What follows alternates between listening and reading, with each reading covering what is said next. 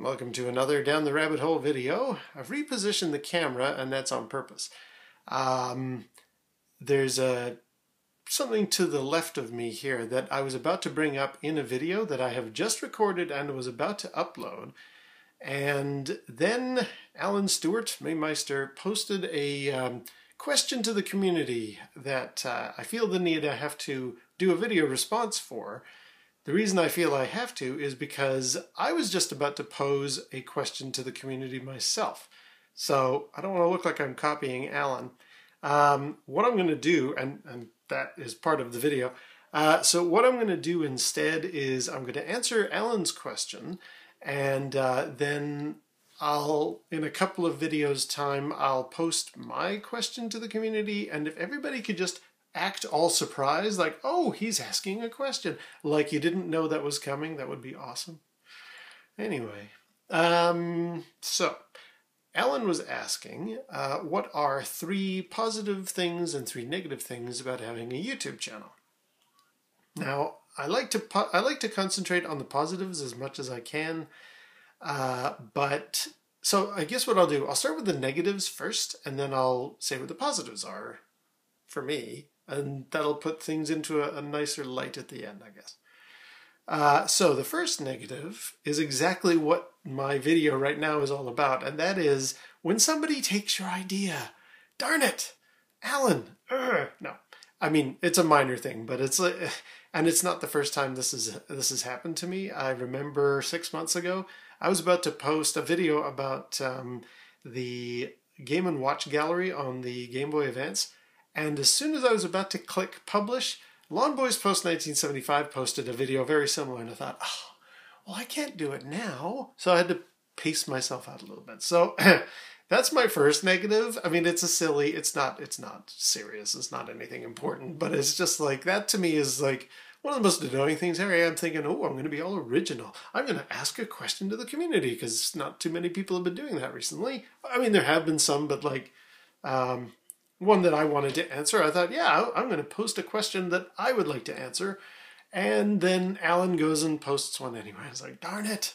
So, first negative is sometimes people get your idea and do it better or earlier than you, and just, it's aggravating. Very minor nitpick, that one, but that is a negative. On to the more serious negatives, though. Definitely the number 2 one has to be trolls. Now, I've been very, very lucky that I'm not a big enough channel yet to really get nasty comments on my channel, but I am prepared for whatever that day comes. Anyway, but I know that there are a lot of big YouTubers that I've followed where it has happened to them, and it can be, just develop a thick skin and roll with it and not worry about it. And I've experienced things on good old-fashioned bulletin boards and chat rooms and stuff like that. So I like to think I'm ready for when that day comes. I know it's coming, and I'm not happy about it, but I'll be able to roll with it, I hope. Anyway, having said that, though, there's a guy that I am subscribed to who's a movie reviewer, Chris Stuckmann, and he actually does great video reviews of movies and stuff like that, and he's a pretty happy-go-lucky guy. But 6 months ago or so, he posted a video that he said, okay, look, I have to address the amount of lashing out that I'm getting in my comments. I need to talk to you guys and say, make it stop. I don't want this anymore. And I was like, wow, that's a surprising comment from him, because he's usually so positive, and he talks about movies. This had nothing to do with a movie review. It was some script idea he once had that I think he posted out there, and people were apparently really being nasty to him and his wife in the comments, and he just said, okay, I need to take a minute and address this because it's really upsetting both of us. And I just thought, wow. Yeah, when the gloves are off, the trolls can be pretty nasty, and I'm not looking forward to the day when it happens to me. But it goes with the territory, I suppose. So, yeah, that is the second, much more serious negative about having a YouTube channel, is the trolls. The third one is lesser of a negative, but I still think it is one, and that is that you don't really know. It's almost related to the troll thing. You don't really know who's watching your videos, and 99 times out of 100, that's fine. But there will potentially be the time when somebody that is somebody you know socially, somebody that's important for reasons outside of, I don't know, maybe things at work or whatever. Somebody might see something and just make a lot of fun of you. In fact, that happened to Alan Stewart, again, about 6 months ago. Wow, there seems to be a theme here.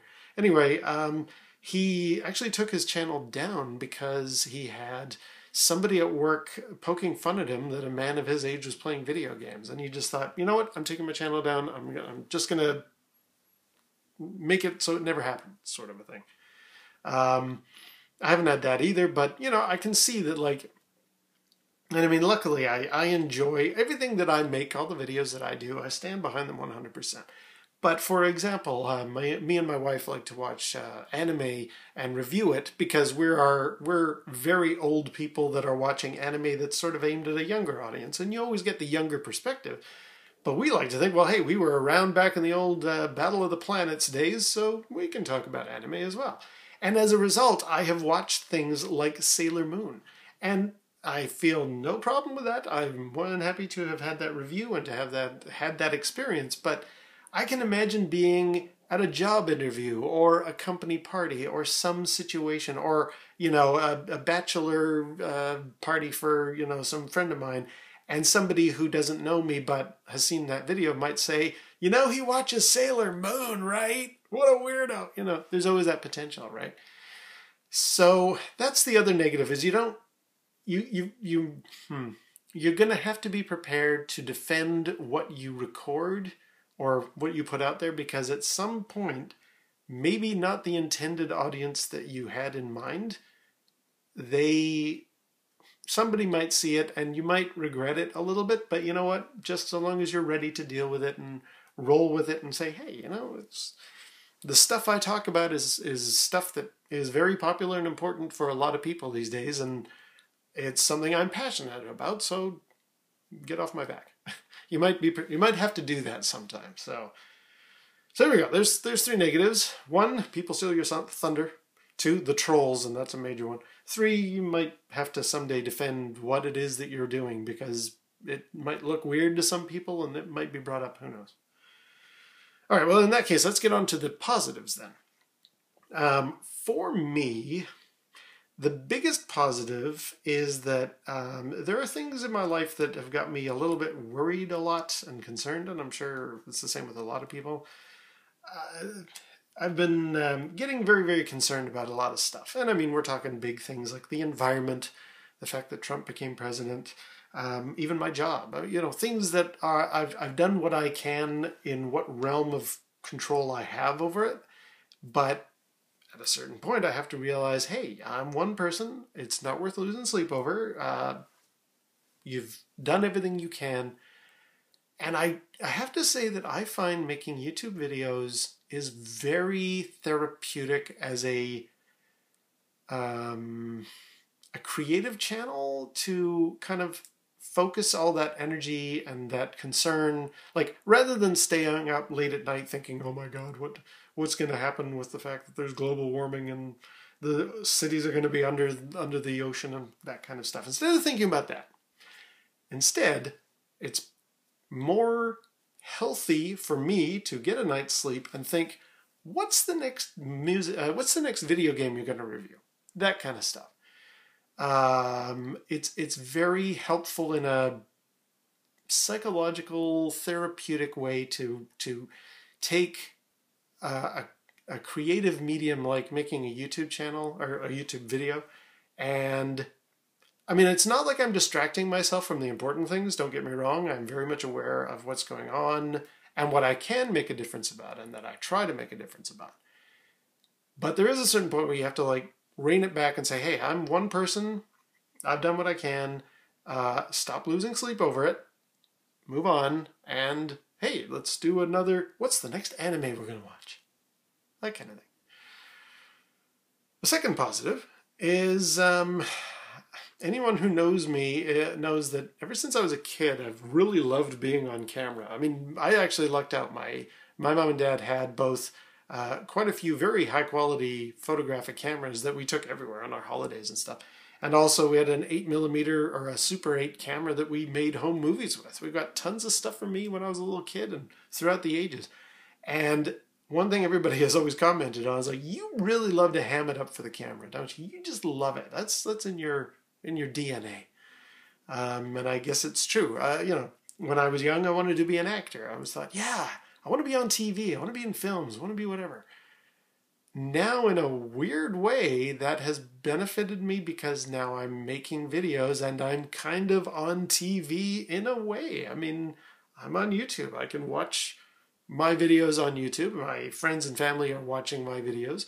And people that are total strangers are also watching my videos. So that's pretty cool. That's a great thing, and it sort of works well to the fact that I'm a ham who loves to, you know, get in front of the camera and not show off, but, you know, I like to mug for the camera lens. So it worked out well.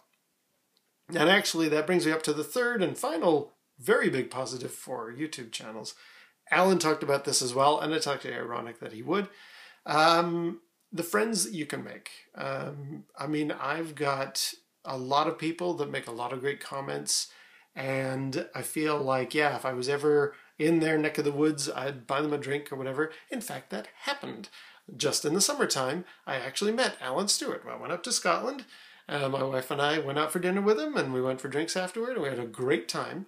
I'll never forget trying to describe that to my cousins also on that trip. I said, oh yeah, we went to Scotland, we met this guy. And they were like, so you've never met this guy except for through YouTube? Yeah. And you're going out for dinner with him? Yeah. That sounds like a blind date. Yeah, it kind of was. So it was a very fun experience, but it's kind of hard to explain to people. And I'm sure if I was ever in, say, the Netherlands, I'm sure both the Highlander and Lactobacillus prime would be more than willing to get together for coffee sometime or whatever. Or if I was in Bangkok, maybe Ian, 1967, would also, you know, hey, let's get together sometime, because they're a really great bunch of guys, and I feel like I know them quite well. So, yeah. That's, you know, it's more than just a pen pal kind of a relationship. It's a good, strong friendship thing that is just a result of doing YouTube videos. So anyway, so yeah, there's the positives. So there's friendship. There's the fact that I'm a ham and I love being in front of the camera and I'm on TV in a way. And finally, psychologically, I'm really appreciative of something that will get my mind off the stuff that worries me. Right, now before I finish, I'm actually going to latch another follow-up video onto this, or another comment. Somebody just recently was watching my video about how to program the Lightsaber TV remote. His name is Adam B. Emirate. I think it was Adam B. Emirate. He said, this is great that now we know how to put the codes in. Where do you put the batteries? So I'm just going to show you, Adam.